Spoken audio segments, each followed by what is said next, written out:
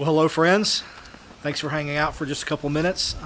Coming to you at probably an odd time. You're probably expecting me to go into an explanation about this Sunday and about all the things happening in the life of our church. I'm not here to do that today. I'm here to speak to all of us in our St. Paul's community, whether you are a family connected to St. Paul's Christian School, whether you are here and connected to the life of our church here, and active in discipleship and mission and ministry. I want to talk to you about an opportunity that we're going to have coming up in the month of December, in the season of Advent, as we prepare again for Christmas. A great opportunity for us to recenter ourselves and do something impactful. So here we go. We're going to take a step out of our normal monthly everyday offerings. Many of you are familiar with that language.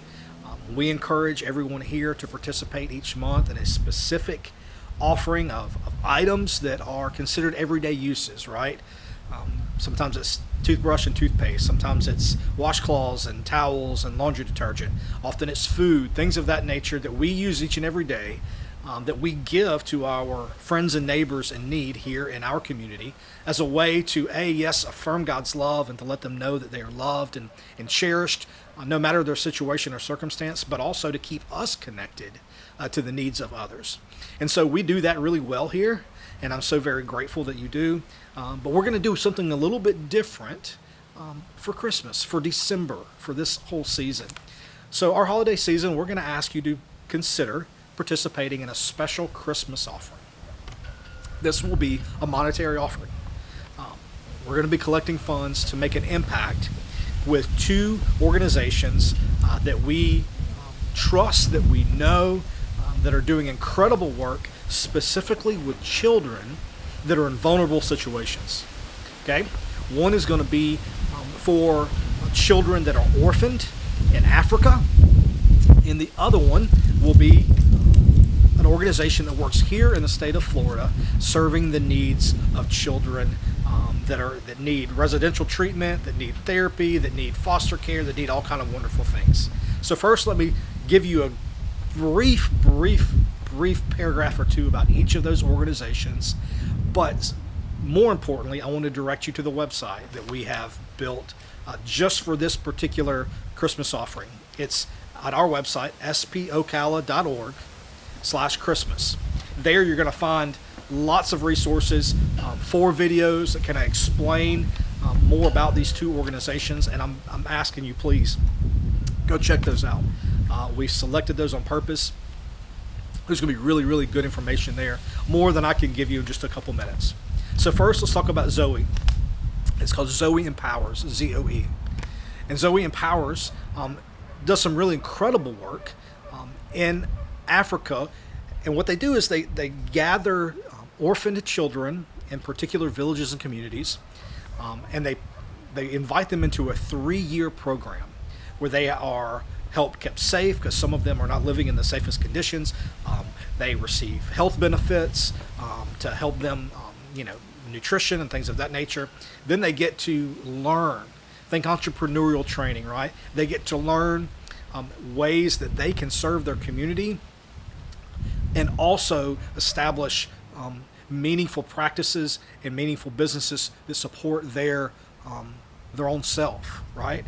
And so some folks, it's livestock, it's cattle. Sometimes it's, commercial, whether it's people creating stores and storefronts. But they get this integral training, excuse me, so that they may take care of themselves, take care of their community, and take care of their other siblings. Primarily, these are children that have been orphaned not only by illness to their parents, but sometimes their parents have had to move away to seek employment in other countries in Africa. And so that's Zoe Empowers. We're really, really, really encouraged you to find out more about them and to help support them through this offering. The second organization that works right here in the state of Florida is Residing Hope.